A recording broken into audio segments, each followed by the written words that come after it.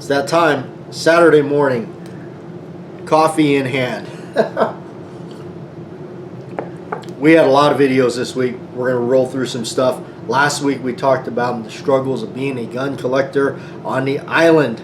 And we're going to continue on with some stuff like that in the other side of things. And a little bit of, I guess, some things that were passed on to me that I thought about. And we're going to pass them on here on the Collector's Radio. Sorry for the background noise. We have the AC on because it is already getting warm out here in the miserable hot desert. So the summertime is always the worst time. It makes me feel like I should just pack up and move. I might just do that. All right. Change the background to snow. Okay. All right. We're going to roll through the comments here. Scottish American, well said, brother.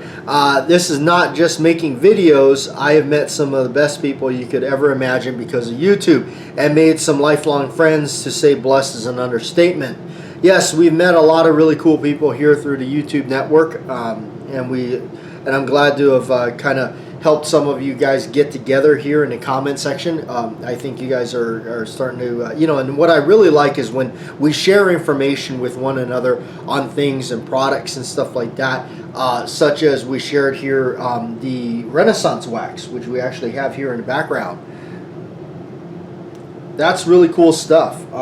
Interesting. Would have not have checked that out or been driven to check it out if it wasn't for, the people sharing things in the comment section. So, all right, Stephen K. Good morning, Bad Jack. Happy Saturday. Good radio show as always. I visited 49 of our U.S. states with Hawaii as the only state I have never visited, mostly because I am an East Coaster and the island is so far away. Thanks for a great comment. I love the East Coast myself. So, I love all that stuff, and I don't think there's food in the world unlike the East Coast. So, all right, Squib Load. Thanks, Squib Load. I do appreciate the ballistol. We put that up there. That is really cool. That's such a neat little package. Keeping it like that. Glad you like the anniversary bottle. You can tell it's in the background. Thanks for reading some history, some ballistol history on the show. Because of you and Dustin Weinger, I use ballistol. I'm not sure who Dustin is, but yeah, cool. Works great on black powder revolvers. I've got some catching up on your videos to do. So, well, we did definitely release quite a bit of videos this time around. So, all right. Okay, Frank Buta. I hope I'm saying that right, Frank. I'd be interested in knowing if the ability to carry in Arizona was a culture shock for you. I lived in New Jersey during my 30s, and CC wasn't even of a topic of conversation. We had a house on an actual island, Ocean City. So when we moved back to Pennsylvania in '99, it was a huge culture shock. Yeah, a little bit. It was certainly interesting because there was to walk into shops and stuff and see that. Yeah, it was definitely, it was definitely different. It's nice to. The thing for me that was most shocking was not having to jump through all the crazy unnecessary hoops to take one of these babies home. Once you roll through the background check, which you realize that a proper background check is literally just done, okay, you're good to go, or you're not good to go. Where there was what they called, they always called it that, but what it really was on the island there was a waiting period. It was like a 2-week waiting period. So for me, that was the most thing, was like, wow, that's so cool. I can just, boom, take it home. So that was, I think that was more of the thing for me, was that I really like that, because when I'm interested in something or want to get something, I'm very impatient. I'm like, I want it yesterday, so give me, give me. So that was for me. That was quite and for a good thing. All right, Harrison Mantooth, good morning, Bat Jack. I enjoy your collector's radio show this morning as usual. I search for stores.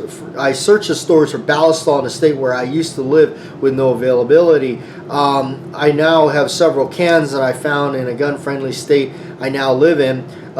Great stuff it is. I first heard of the great product from Hickok 45 years ago. That is where I kind of learned about it.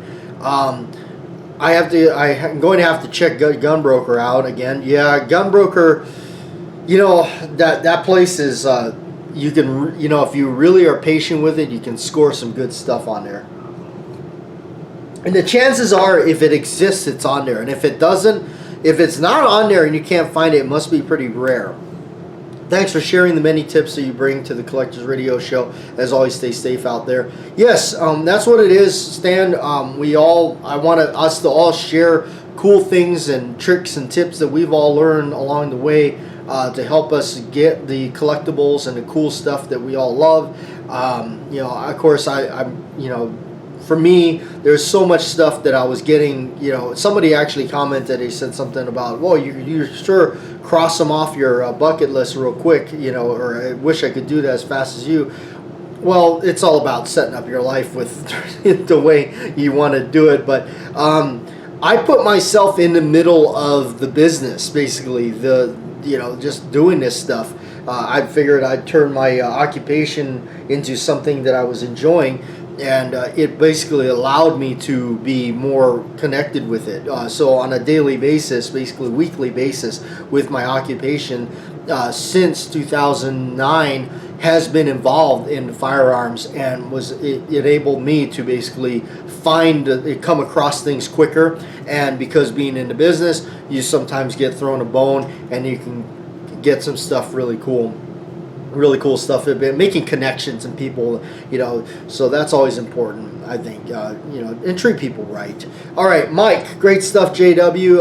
Talking about prices and at Smith & Wesson in your hands reminds me of the Model 27 I picked up for $75 in '98.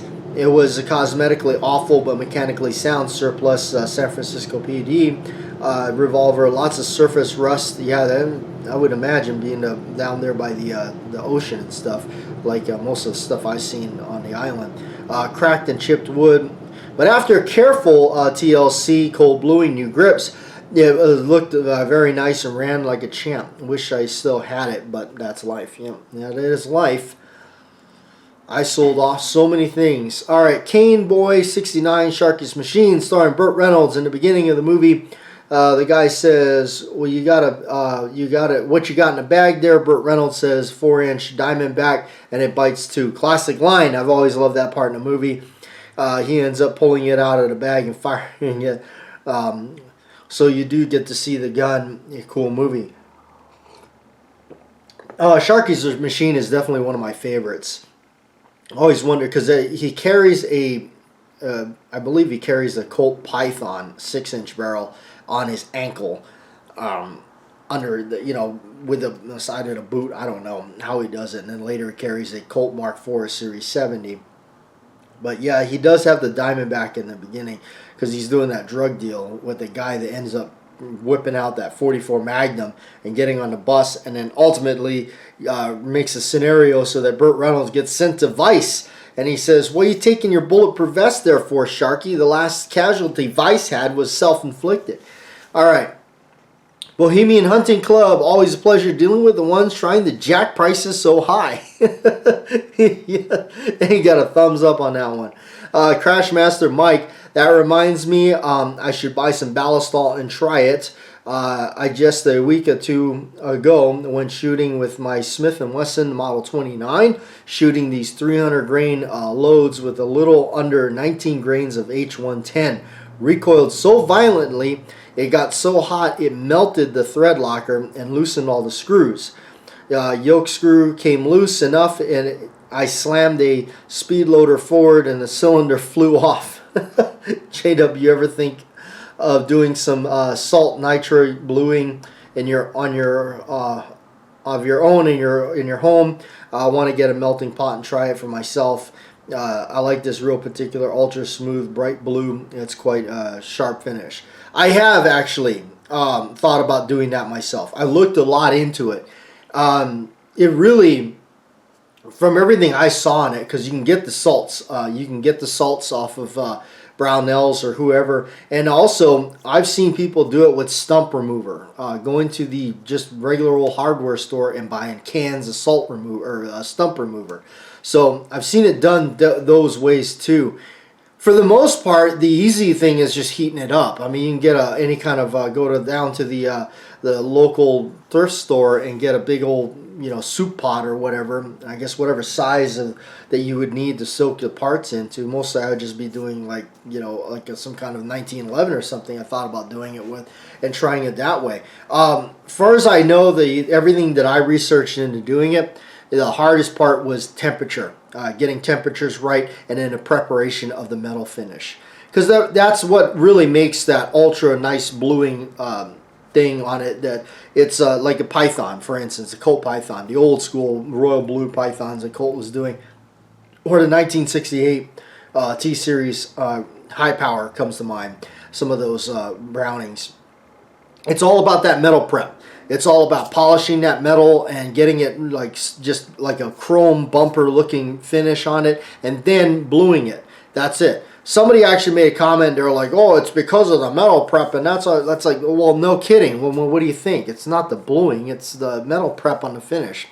Come on, it's some silliness. But yeah, I have thought about that.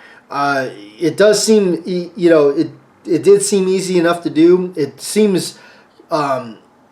Doesn't seem to cost a whole lot. I mean, to get going with it. And I mean, at least if it is something goose up, you're not really. It doesn't seem like you're out too much.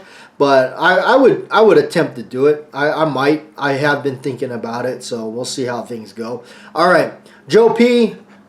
Swig of coffee for Joe. That Ballastall gift box is fantastic. Already dropped a hint to the missus for Father's Day. Jeffrey Richardson, I do miss the background features, your early island videos. I do too. I miss the island every day. I had a lot of good people over there, and they're unfortunately some of them passed on. Ron was a good buddy of mine that we did a lot of the first original videos in that back where you saw that beautiful lush property with all that green background. That was just gorgeous. That belonged to a friend of mine named Ron. Ron I met long before YouTube, and we used to go up there every Sunday and go shoot, and he allowed me to go out there and film and do all that kind of stuff. And sadly, Ron had passed away a couple years ago. And that's really sad, because Ron was such a loving and caring person. Sundays up there were just amazing. So that is it. So always remember you, Ron. Thanks for everything you did for us. All right, Lion Quest Fitness. Bob Hartman is a quality person. Yes, Bob Hartman was the fellow that originally sent me a box or a bottle of Ballastall way back, and he was the one that boxed it up and got it to me. And I really thank him for that, because that was really awesome for him to do. He also bought some of he bought some of my original grips that I was making back then. He kind of my first real somebody that was like, hey, I'm willing to buy some from you and all that. So, in which I never intended to sell the grips or make money off the grips. That was never a thing. It was just about it was just a project I did. I was like, but that the grip making, it was years of failure, years of pouring money down the drain, really, to try to figure this out, to try to, in a sense, perfect it.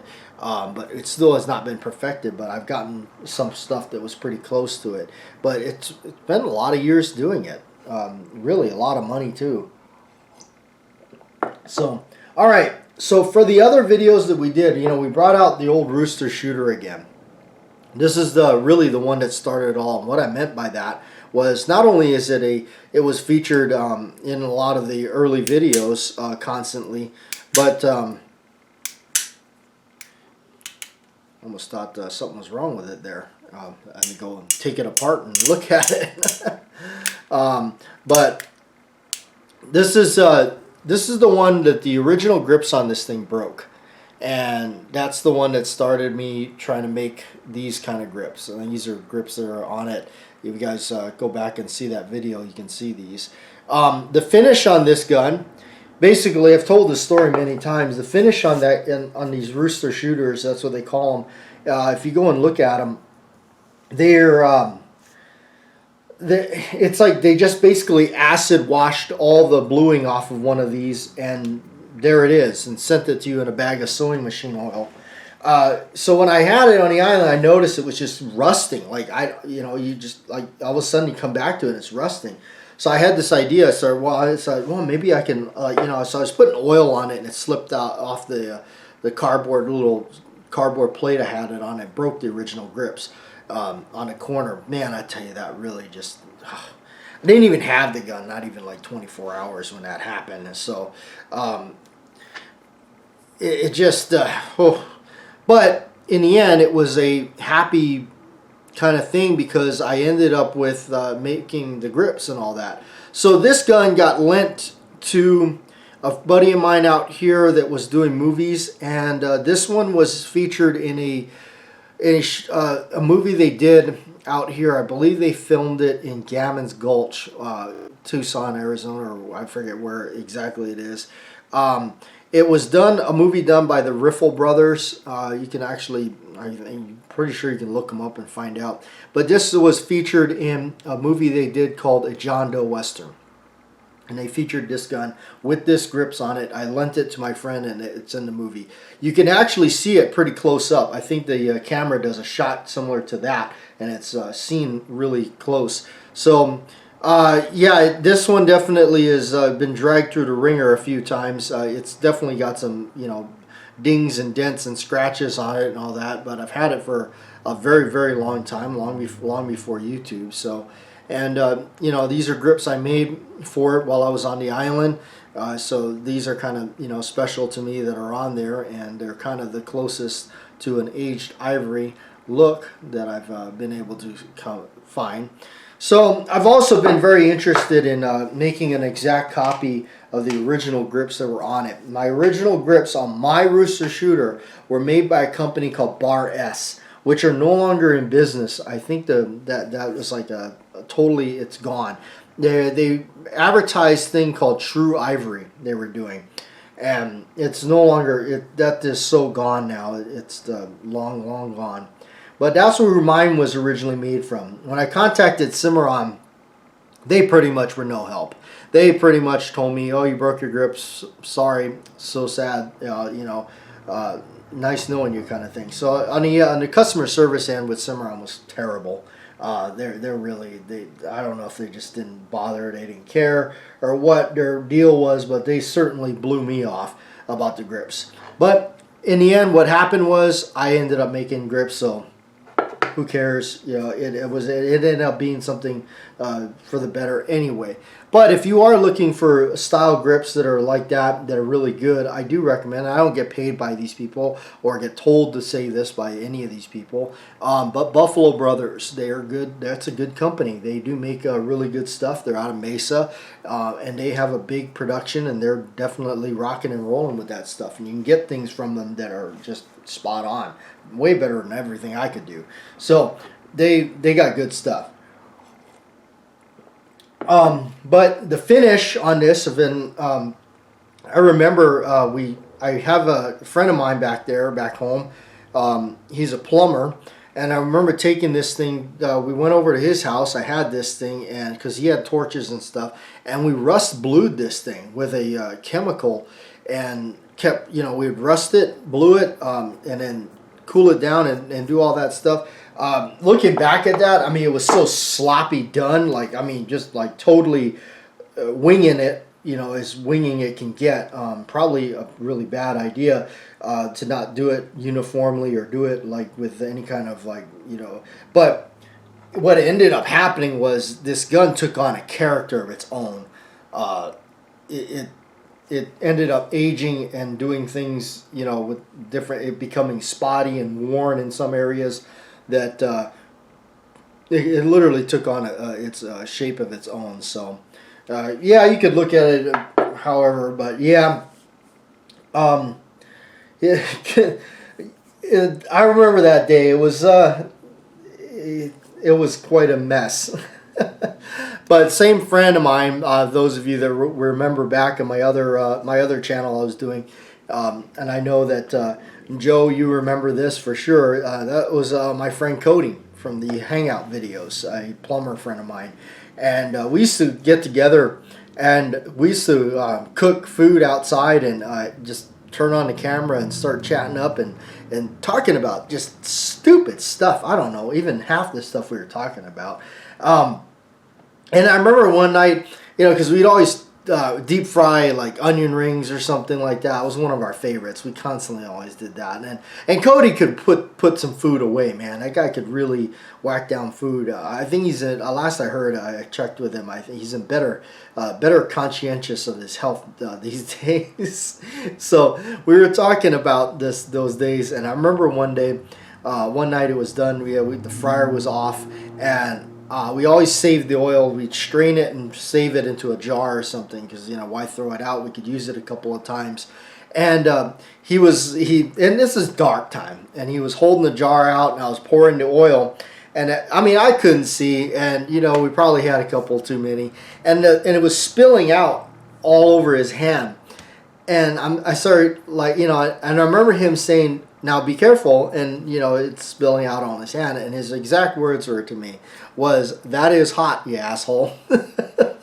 So I do remember that. It was good times. I started laughing. I probably spilled more on his hand, but we had a ball. We had a good time together, doing a lot of stuff. That was I tell you, some of those early videos we were doing all that. I had a group of friends that we used to constantly do stuff. All those times where we during the Halloween season, where my buddy did his entire backyard like something out of a movie. I think it was the TV show The Walking Dead, where he did his whole backyard as Terminus, I think, and it was done up. I remember going through and helping him put all the pallets up. That was the time I was getting into the Freddy gloves, making the Freddy gloves and all that. I was going over there and doing like daily vlogs and doing all that stuff. The daily vlogs were so easy to do back then because it was so interesting. I had the perfect life set up. I had really good friends surrounding me, the island life and doing all that, and it made me want to do those vlogs and everything. Ever since I moved out to the mainland, honestly, it's just been like, it feels like there's no point in driving doing it. It doesn't, there was something magical about the island, and I do miss that. I miss the island, I miss the people, I miss my friends that I had over there, because during that time we started doing the YouTube thing, it was so much fun. We had such a good group of people, so much fun times. Everybody was pitching in ideas, and we were just letting the camera roll, and who knows what was happening. So, I do miss everybody. Again, we lost some people, like my friend Ron, we lost him. There was a group of guys that we would all hang up there at the compound where we were shooting this stuff.